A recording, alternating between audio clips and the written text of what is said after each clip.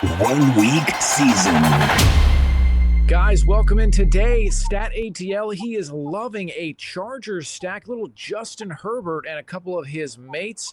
And with that, we welcome you in. He's StatATL. You know him well. I'm Cheeseman, your host. We welcome you to the DFS Lab, presented by 1 week season. And guys, as we always do, we build a lineup as we're looking ahead to week 5. Remember, this is only, it's Thursday, actually, Thursday, October 2nd. And looking ahead towards week 5, pretty excited about this. Stat, how you doing? Welcome, Stat, to happy October, man. How's it feel? How you been doing? Yeah, it's great. I pulled down the Halloween decorations from out of storage out of the attic, so the wife can start decorating the house for Thanksgiving. I think it's her favorite holiday. Wait. So you already did you say you pulled out the Halloween decks, but are you like decorating just for Thanksgiving, or are you gonna do Halloween and Thanksgiving? We're gonna do just Halloween first. My wife has already started putting up decorations around the house because It's October 1st. So it's full month. Tis the season. Tis the season. So that's exciting. What about in your household, my friend? Yeah, I mean, just October is just, I was not ever that into Halloween when I was growing up, but my kids are, so they've already gotten their Halloween costumes, been trying them on, just already driving me crazy. Like every time I walk around the corner, it's just like they have it on and are doing something weird. So anyway, yeah, it's good, man. And, as we turn the page, looking towards week 5 here, let's take a look, I guess, back really quickly on week 4. How was week 4 for you? And then in a second, we'll take a real fast look at last weekend's lineup that we built before we look forward to week 5. This build I'm pretty excited to look at. But how was week 4 for you? Yeah, week 4 was good. I have been kind of limiting my play for the first half of the kind of season, just as I learn more of the teams. And smart move, yeah. I was in Kentucky doing the Bourbon Trail this past weekend, and we had the Ryder Cup on, as you can probably tell. Like I really like golf, so I wasn't as focused on golf balls. Wasn't as focused on PGA. I did 12 lineups. I had 2 of the 12 actually finished top 1% in contests. Had some live sweats, but didn't have things quite break my way. But a good week. If you get some of those top finishes. You're only kind of looking for a couple of those, so kind of adding to top 1% finishes for the season, and we're going to try to keep doing that. I think I had 2 top 1%ers in week 1, and then 2 last week, so 2 really strong weeks, and 2 weeks, week 2 and week 3, where I got kind of killed. So. And that's all you can ask for. And like metrics wise, 2 top 1% out of 12 lineups is like very much ahead of the curve. Like you're basically cooking with those numbers. So you can keep doing that, man. And hopefully one of these days it breaks your way. I've had a top 1% finishes so far this season. Week 4, it was not a good week for me. But I have had the 2 out of probably 50 builds, only 50 lineups I've put in so far this year. So again, moving in the right direction, just need some stuff to break our way. I know while you're pulling up the lineup from last week that we built on the show on Tuesday. I do feel like it's been a really strong start for 1 week season subscribers and contributors. I think just as a site, we have had a lot of things right, a lot of top placing lineups and some really strong finishes for folks. But yeah, we're going to just try to keep it rolling again this week. That's right, guys. Here on the DFS Lab, we try to, talk through some deeper strategy elements. 1 week season, more than just picks. Obviously, we build a lineup here. Hilo built the Jets lineup stack on Tuesday's DFS Lab. He liked the Justin Fields stack, but this is just the appetizer. If you want to get in for the main course, head to 1 week season, get an Inner Circle membership. All the good stuff is there. But of course, we try to drop as much just deeper strategy as we can when we build these lineups. But with that, looking at last week's lineup, I really liked this Josh Allen, James Cook stack. I know that was this stack one of your top 1%ers? Because you texted me a lineup on Sunday and it had this Josh Allen, James Cook stack. And I was like, man, that was a very good way to go with just the way that Buffalo was big favorites. I feel like they could have gotten even more, but that was sharp. Yeah, I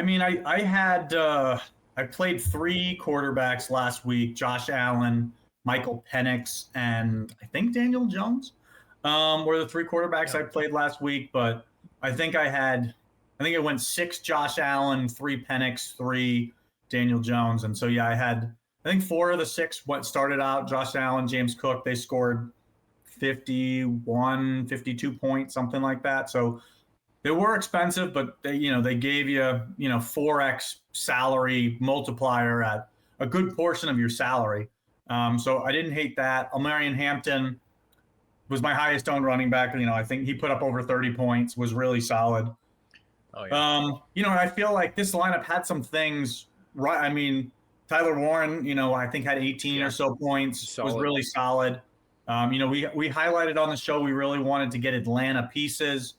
Darnell Mooney got hurt in the first half, so he only gave you 2 or 3 points. But, if you had gone with other Falcon options, the lineup would have been could have been a lot better. Drake London, I think, had like 28 points. So that could have been there. And then he was pretty chalky. I think he ended up being 25 or 30% owned. But my highest player last week, I think I had him on 11 of 12 lineups, was Puka Nacua, who gave you 39 points. So, yeah, I mean, this lineup came up just shy of cashing. But, yeah, I mean, some of these guys didn't even end up making my final player pool. So it's kind of hard to, again, that's what happens when we build early in the week. More information is available. But again, a good start, had a couple of good things that we called early on this week, right? And again, had 2 rosters score 200 points last week, which I think a lot of the single entry contests were taken down with 215, 220 points. So, right there in the sweat of things. I think my top was 207. So nice work, man. That's awesome. Yeah, I mean, this, again, stuff does change through the week. Can't really control the Mooney injury. McMillan, I mean, Carolina just kind of folded like a cheap tent on the road. They just were not able to do anything. And then it's just crazy right now with defenses. Like, there are so many punt returns for touchdowns. I think there were 6 maybe on Sunday, just an absurd number. So right now, at least the last couple of weeks, it feels like if you aren't getting 15 to 20 with your defense, you're not going to be able to get over the finish line of like a first place in tournaments. So I don't know if that's going to continue, or if there's something to that, but or if it's just randomness, but just kind of an interesting note more than anything. Cool, man. Well, let me pull up DraftKings here. And as we always do, there we go. Yeah, as we always do, I mean, should I just go ahead and jump into a single entry contest here like we normally do? Anything in particular, like the 12, the 27 that you're thinking? I play those in the contest that we build on this stream, or the contest that I play every week. I usually play both of the $5 single entries, both of the 12, both of the 27, both of the 50. It just kind of depends on the payout structure. Sometimes I'll do the 100 as well, but I generally stick to single entry and 3 max tournaments. That's kind of just been my sweet spot. Here's the blinds. I think that's the smaller blind side. It's not going to affect how we build. We're still going to be playing aggressive. We're still going to be trying to build for first place. So I think any of those are good. Awesome. All right. Well, let's do our quick slate overview here. I'll go first. And I mean, I'm borrowing basically off of your first look, but a little plug for it. You do a first look every week. I mean, this is a super valuable article that is on 1 week season, where you just go game by game and kind of break down like what teams, kind of the tendencies that teams have developed so far, and looking at, say you have the matchup this weekend, the Panthers and the Dolphins. Like, what are the Panthers typically giving up to the opposing quarterback? Are they giving up big games to the passers or the receivers, or are they more giving up big games to the running backs? What have a big time running backs done against them? A really good article. And this week, I really like, and I noticed this going into Showdown. I looked at Showdown a little bit on Monday night, noticed Miami's giving up big games to the quarterback position. So that made me like Justin Fields in that setup on Monday night. He ended up having a big game. So now you have Bryce Young at home. I really like Bryce Young in this matchup. The crazy thing is, man, he is only 4,700 I mean, we know Bryce Young has a ceiling of maybe 20. I mean, he certainly has a 25-point ceiling in him. He has that rushing upside. I mean, just to even it feels like 4,700, there's not that tall of a hill to climb for him to get you a score you certainly would be happy with. And then given that he's at home, I feel like for quarterbacks who can be kind of on the cusp of being, good at times, not good at times, inconsistent, being at home helps. And then you have this Miami defense. I really like Bryce Young. He definitely has some natural stacking partners with McMillan. So I definitely am going to be, I really would say at this point in the week, as it's, basically Wednesday night going into Thursday, I'm almost certain I'm going to try and have some Bryce Young exposure this weekend. Yeah, it's interesting. That was a game that really stood out to me as well on my first look. Dolphins, I think, have given up 31 points in 3 out of their 4 games. They're now going on the road to Carolina on a short week because they played Monday night. They faced some decent quarterbacks. Daniel Jones, Drake May, Josh Allen, they all accounted for 3 touchdowns against Miami. Then, on Monday, they had Justin Fields. Justin Fields had 307 total yards. He had a couple of touchdowns. So, at 4,700, I feel like Bryce Young gives you a nice balance of floor, which I feel is weird to say about Bryce Young, but at 4,700, you're likely – it feels like 12 to 15 points is very safe, which is obviously not what you're aiming for. But, we also saw him have that big game against Atlanta when I think they won 30-0 against Atlanta, and he had 25 or 30 points, if my memory's serving me correctly here. So we can just look – we don't have to guess. We can cheat. 26 points. That was Arizona. That was the game they were in catch-up mode. They were down big. He didn't the home game against Atlanta. That was just a really weird game. I mean, I think that necessarily isn't predictive, but he only threw 24 times. It just kind of was not a lot of – neither team really did a lot of anything. But still, you see the 26 just the week before. If he does have to pass, that is going to be – that's a ceiling he absolutely does have. He had some games last year too where he had the ceiling. And if you look at week 1 where he had that 5 where he rushed for 40 yards and we've seen him go for a rushing touchdown as well earlier this year, there's upside here at 4,700, which is what you're building for in tournaments. Right. If you finish just below the cash line or you finish in DFL dead last, you make the same amount of money. So you've got to really be trying to build rosters for ceiling outcomes, best case scenario. Because if you're not getting those ceiling outcomes, you're not winning. So that's what you're building for. Guys that can give you 5x salary multipliers for their, at their salaries that have ceiling type outcomes. And I think that Bryce Young has that. And I think that Miami, on the road or at home for Bryce Young, I think is a spot that I really like as well. It's one that I highlighted. And you nailed it with Tet McMillan, 8 or more, targets in every game this year. I like that. So couldn't have said it better myself. How about you?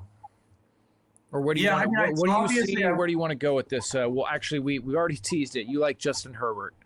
Yeah. So funny enough, this week I actually put out in the Discord earlier today a little poll and just gave 4 or 5 options and just said, which team do you want me to build with on the show today? And we'll fire a roster from the hip. I ended the poll an hour ago, and Justin Herbert and the Chargers were who we're going to build around today. So, for me, and I think it's something that JM really likes to do as well, the founder of 1 Week Season, really likes to make practice builds with almost every team, if not every team.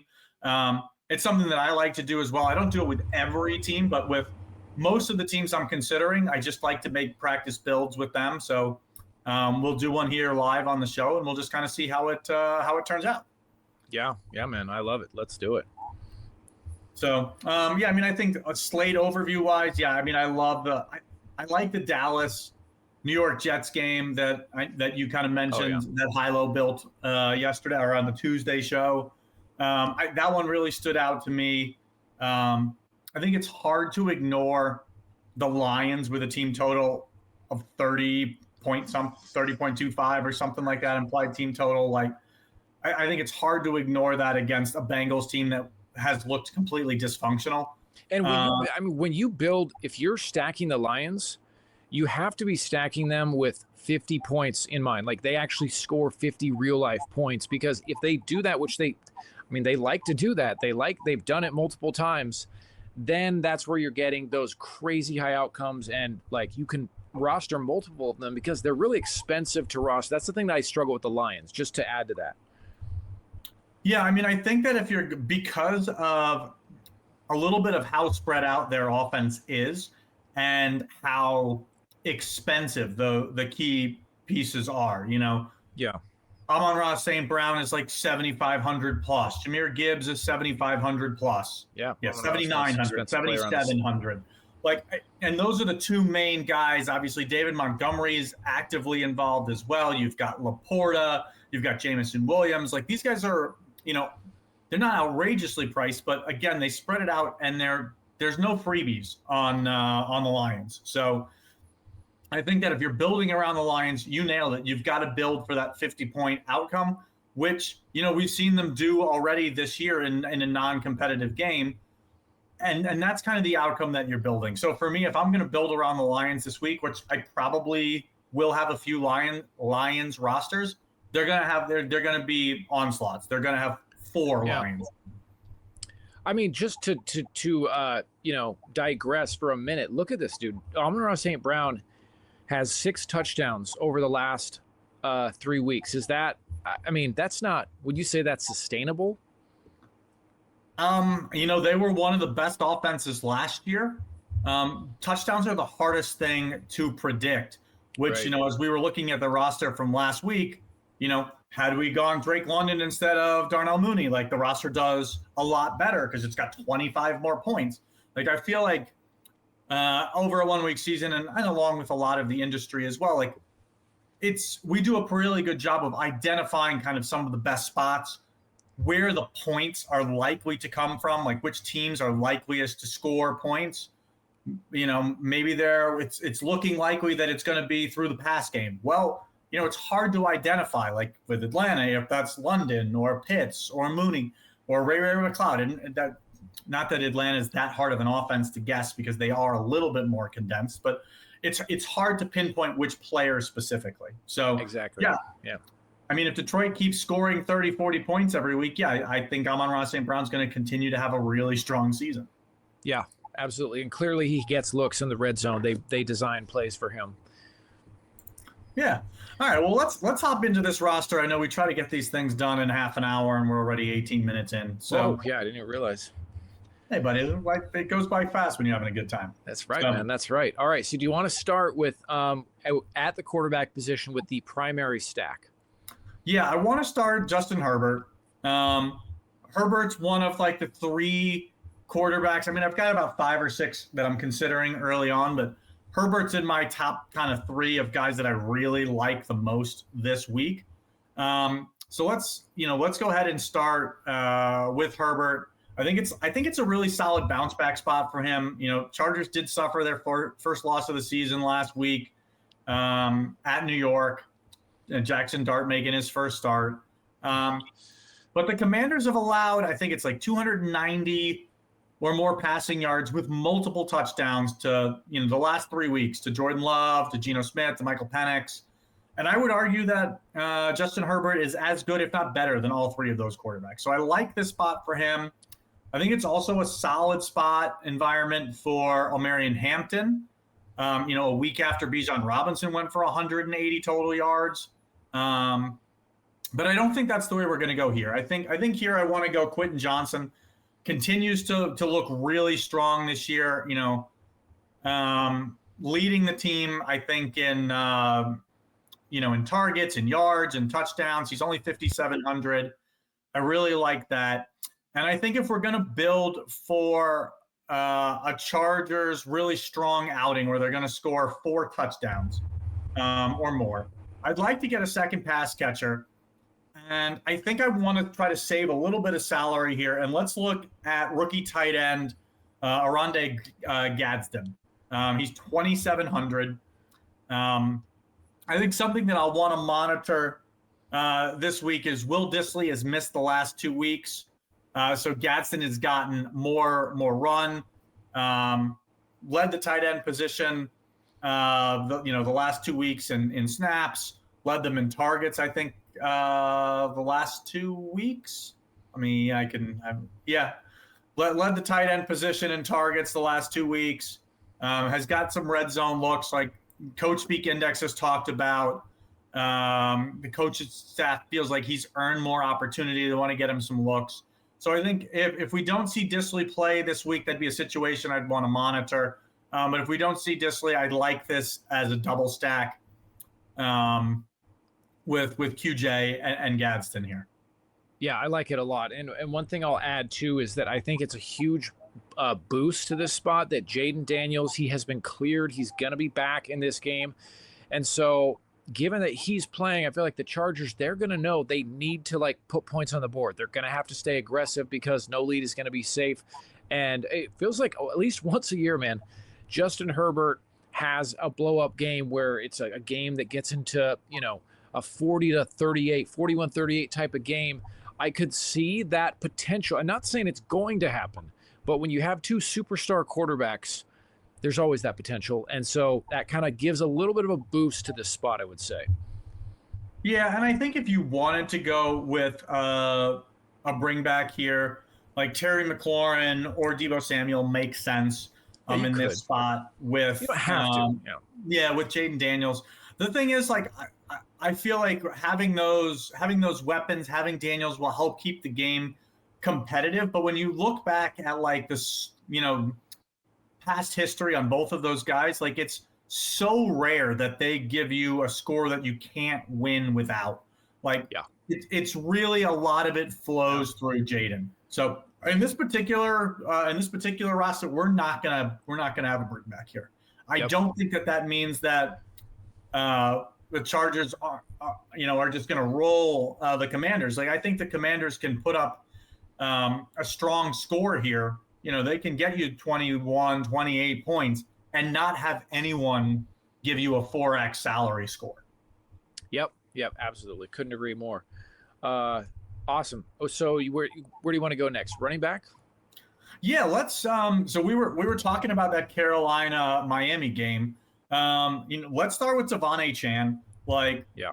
This offense is already so concentrated. They lose Tyreek Hill for the year on Monday night.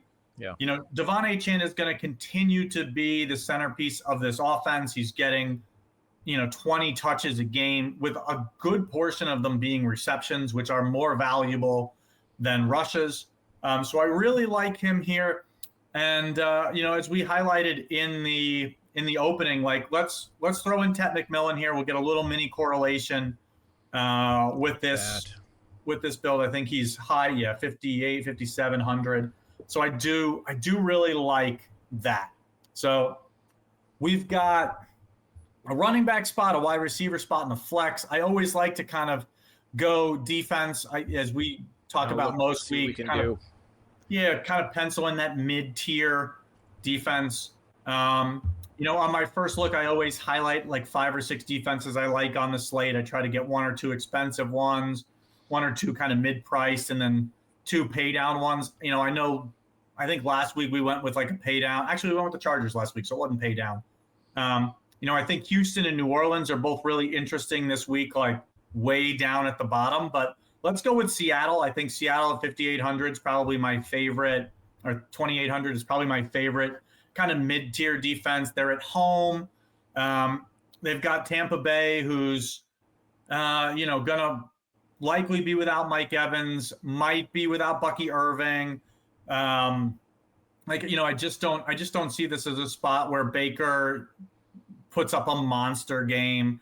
I feel like Tampa's gonna have a hard time running the ball, and Seattle gets a lot of pressures. And when you get that increased passing is where you see the interceptions, where you see the pick sixes, which is where all scoring really is. So I like this, and this gives us like 6,500 left for 3 spots. So a lot of places that we could go with this build. Yeah, a lot of room to play with here, or salary to play with, something like that. Yeah. So I think if I wanted to build around another game, we could go Javonte Williams here, and then maybe go Garrett Wilson. If we wanted to lean into Dallas and the Jets, but that's not what we're going to do. I feel like this lineup so far outside of Gadsden has a couple of going to be reasonably chalky pieces. And to me, when I was doing my first look, I really liked, and I feel like I doubt that it's going to get talked about because it's against Denver. I really like this spot on the ground for Saquon Barkley. Okay. He's give me your give me your perspective here. I mean, he's off to a little bit of a tougher start, but the team hasn't really changed much. He's still seeing 22 touches a week. I don't think he's seen less than 22 touches, on a given week. Volume's still there. And the volume is there. Jonathan Taylor and O'Marion Hampton both went for 125 yards or more and a touchdown against Denver. So I feel like that, a solid to ceiling type performance is there. Eagles have really kind of struggled to throw the ball. And so I feel like they're going to lean on Barkley. And I feel like this is a good get right spot for Barkley. You're seeing rushing attempts of 18, 19, 18, 22. And then looking at the targets, he's seeing 4 to 5 targets most weeks. So, you're getting that 22, 23 looks every week. And that's the most predictable thing in terms of fantasy points is volume, is opportunity. So let's go Saquon Barkley. I feel like at the top of the price range, you're going to have a lot more people that want to play Jahmyr Gibbs, that want to play Jonathan Taylor. Maybe even Ginty. Ginty after his blow-up week, a little bit cheaper. Yeah, I think maybe even Derrick Henry gets some love because they've got Cooper Rush in there, so you're thinking they're going to want to run the ball a ton. But to me, I'd rather go Barkley. I feel like this gives us a unique way of kind of playing into this game that I don't think a lot of people are going to do. And Barkley's one of those guys that can break a slate on his own. He's got 40-point upside, even in this matchup, in my opinion. Yeah, sometimes talent beats matchup, certainly. And Denver is one of those that I feel like when they kind of shy away from Denver playing running backs against, or really anyone against Denver. So, I like this play a lot. Okay, so that gives us still quite a bit of salary to work with here. 6,100 per position with a receiver and a flex. Yeah. So let's actually stick at running back here, and we're really going to kind of double down and try to pull another lever here, get a lot of leverage here. So I think if someone is paying up for running back this week, again, it's going to be JT or it's going to be Gibbs. And so by playing Barkley, we're not playing Gibbs. I want to go ahead and play Montgomery here. I want to play David Montgomery. I want to account for Detroit, a team that I think is going to score 4 or 5 touchdowns this week.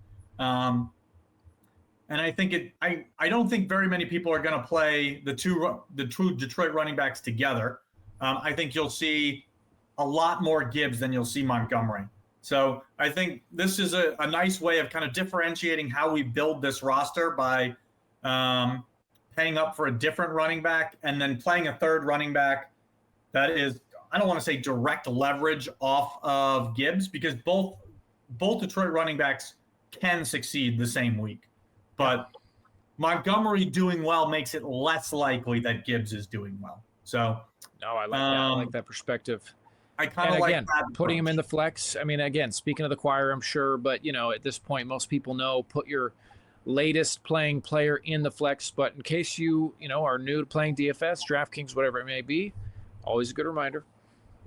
Yeah, so let's go just wide receiver here as options to look at, because we do have the option of going down off of Seattle. So we could lean into Amon-Ra St. Brown. We could play 2 Detroit pieces. That would bring me down to 2,100. Not even. Yeah, I don't even think I could do that. So he's out. I'm not going to play Jamar Chase. Lamb out this week. Not high on JSN against Tampa Bay. To me, out of these top-end wide receivers, kind of a one-off, but I really do like this spot for Nico Collins. Again, a guy that has kind of burned people. And, I think this Baltimore defense has given up big games. They've allowed 37 or more points to all three, we'll call them competent offenses that they've faced so far this year, the Bills, the Lions, the Chiefs. Outside of the Browns. Outside of the Browns have just put up tons of points against Baltimore. So I don't mind leaning into Nico Collins. He's kind of the best offensive weapon for Houston. Again, I think he's going to probably garner a little less ownership. One, he's got the Q tag here. Two, he hasn't done a whole lot this season. He hasn't been completely disappointing. You see he's averaging 14, 15 points a game, but he hasn't given you one of those huge 30-point weeks. So this could be the week. And so I think, we got a little bit of salary left over. I think that if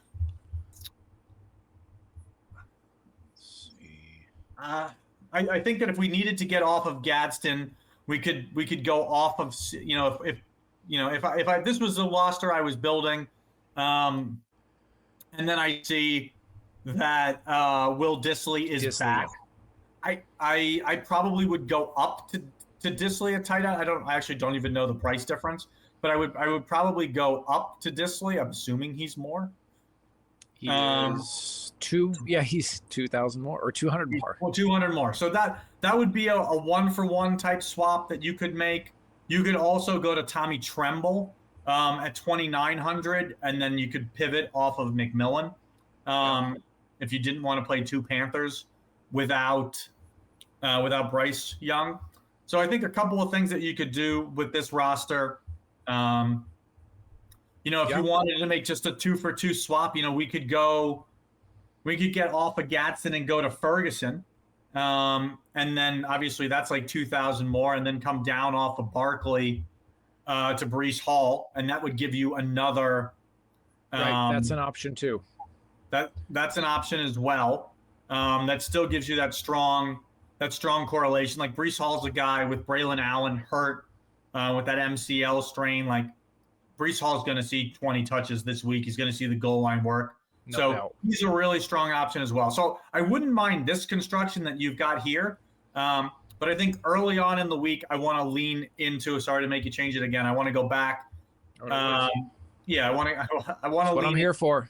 Yeah, I want to lean into Gadsden. So let's go Barkley and if we need to go Dissly, if we need to go Gadsden, but I want to kind of go with a double stack here with Herbert. So got that let's leave it here for now and see what plays out. Awesome. StatATL. The lineup is complete. And for those of you listening on the pod, the lineup we finish with Justin Herbert, Devon Achane, Saquon Barkley, Quentin Johnston, Ted McMillan, Nico Collins, Oronde Gadsden, David Montgomery, Seahawks defense. Stat, as always, great build. Any final thoughts, brother, before we send this one away for week 5? We've got 3 more days to prepare for the lineups lock. No, just as always, hoping to see you and your OWS avatar at the top of the leaderboard again this weekend. Maybe it'll be this. I have a good feeling about this week. Who knows what that means, but I have a good feeling right now. All right, he's StatATL. Guys, thanks for tuning in to the DFS Lab. We'll catch you next week. Hope to see you at the top of the leaderboards. And OWS fam, see you guys.